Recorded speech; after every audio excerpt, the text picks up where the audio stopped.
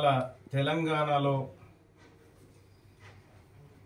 సంచలనంగా మారుతున్నటువంటి బీసీ ఉద్యమం ఏదైతే ఉందో ఈ బీసీ ఉద్యమంలో బీసీల హక్కుల సాధన కోసం 42% రిజర్వేషన్ కోసం కాస్ట్ సెన్సస్ కోసం ఇవాళ బీసీ నాయకులు ఆమరణ నిరాహార దీక్ష చేస్తూ ఉన్నారు. అంటే ఎలాంటి ఆహారం తీసుకోకుండా చనిపోవడానికి కూడా సిద్ధపడి ఇవాళ నిరాహార దీక్ష చేస్తూ ఉన్నారు. దేశంలో కానీ మనులందరూ చేస్తూ ఉన్నారు. వాళ్ళది వీళ్ళ నుంచి పుట్టిన డిమాండ్ కాదు. కాంగ్రెస్ పార్టీ తనకు తానుగా నిర్ణయించుకున్నటువంటి ఒక అంశం 42% రిజర్వేషన్ అమలు చేస్తూ బీసీ డిక్లరేషన్ను ప్రకటిస్తూ మా నాయకుడు మా ఫ్యూచర్ ప్రధాని రాహుల్ గాంధీ గారు డిక్లరేషన్ను ప్రకటించడం జరిగింది. ఆ డిక్లరేషన్ అమలు కోసం ఇవాళ శీఘ్రంగా అమలును పూర్తి చేసి బీసీల వాటా బీసీలకు దక్కే విధంగా త్వరగా ప్రభుత్వం చర్యలు తీసుకోవాలని ఆమరణ నిరాహార దీక్ష చేస్తూ ఉన్నారు సంజీవ్ గాంధీ వీళ్ళంతా. కానీ అయితే నేను ప్రభుత్వాన్ని రిక్వెస్ట్ చేస్తూ ఉన్నా, ఇది మనం చెప్పిన మాటే, మనం ఇచ్చిన మాటే.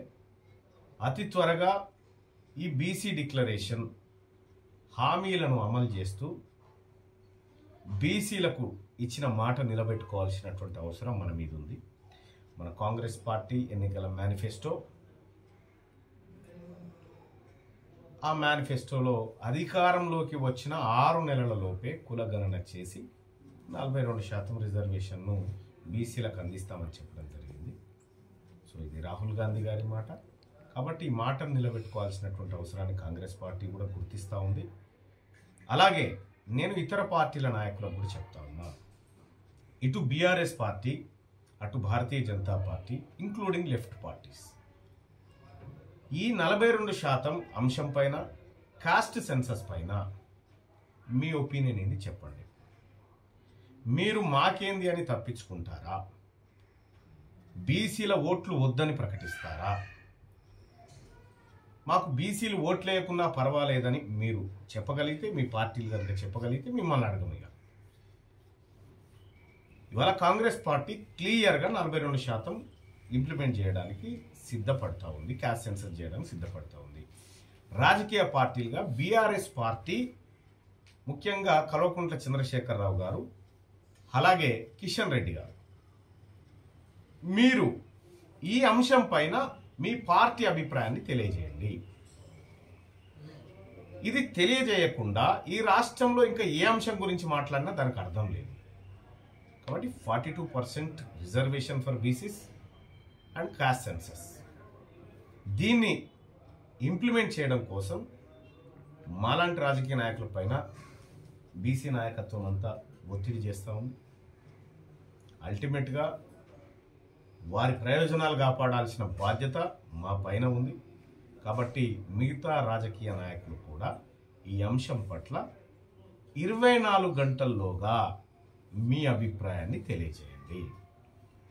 మేము దాట వేసుకుంటూ పోతాం, మేము తప్పించుకుంటూ పోతాం, మేము బీసీలను ఇట్లనే విస్మరిస్తాం, మేము బీసీలను ఓటు బ్యాంక్గానే చూస్తాం అని మీరు భావిస్తే రాజకీయ సమాధి తప్పదు. ఇవాళ బీసీలు తెలంగాణ రాష్ట్రంలో పూర్తి చైతన్యవంతమైనరు, జరిగిన పరిణామాలను దగ్గర నుంచి గమనించారు. కాబట్టి ఇవాళ మీ అభిప్రాయాన్ని తెలియజేయండి. అలాగే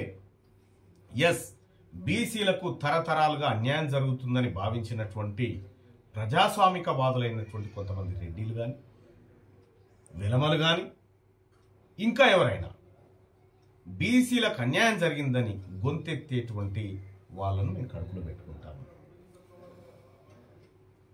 ఇక్కడ కేవలం బీసీలను అనగదొక్కి బీసీలను కేవలం ఓటర్లుగా, ట్యాక్స్ పేయర్లుగా చూసేటువంటి వ్యక్తులు ఎవరైతే ఉన్నారో మీకు ఒక రకమైనటువంటి హెచ్చరిక కూడా జారీ అవుతా ఉంది. మీరు రాజకీయంగా బతికి బట్ట కట్టాలంటే ఫస్ట్ ఈ అంశాన్ని తేల్చండి. మీరు అటుంటారా ఇటుంటారా క్లియర్ చేసుకోండి. మీరు లేదు మేము బీసీలకు వ్యతిరేకమని అటుంటే ఉండండి, ఇబ్బంది లేదు. ఇటు వస్తారా బీసీలకు మేము వాటా ఇవ్వాల్సిందే అని డిమాండ్ చేస్తున్నామని రండి, కరెక్ట్గా అప్పుడు గీత గీయబడుతుంది, ఎవరితో యుద్ధం చేయాలనో తెలుసుకోగలుగుతాం. కాబట్టి బీసీలకు ఎట్టి పరిస్థితిలో 42% రిజర్వేషన్ రావాల్సిందే. ఈ నిరాహార దీక్ష ఏదైతే ఉందో ఈ నిరాహార దీక్షకు ఒక బీసీ బిడ్డగా మద్దతు ప్రకటిస్తూనే వీరి ఆరోగ్యాలు కాపాడుకునేటువంటి బాధ్యత కూడా మా మీద ఉందని తెలియజేస్తా ఉన్నాం. ఆ రకంగా ప్రభుత్వం పైన ఒత్తిడి తేవడానికి మేము సిద్ధంగా ఉన్నాం. ఎవరైతే బీసీ ఎమ్మెల్యేలు, చాలామంది బీసీ ఎమ్మెల్యేలు ఉన్నారో మీరు కూడా ఈ దీక్షా శిబిరాన్ని సందర్శించి, ఎమ్మెల్యేలు ఎమ్మెల్సీలు ఎవరు సందర్శించి వాళ్ళ భరోసాను ఇవ్వాల్సిన బాధ్యత మాకు.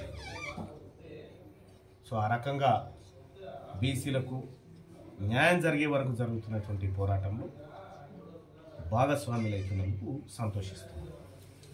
జై బీసీ, సాధిద్దాం 42% రిజర్వేషన్, సాధిద్దాం కుల జనగణనను, జై బీసీ, జై బీసీ, జై బీసీ, జై బీసీ, జై బీసీ, జై బీసీ.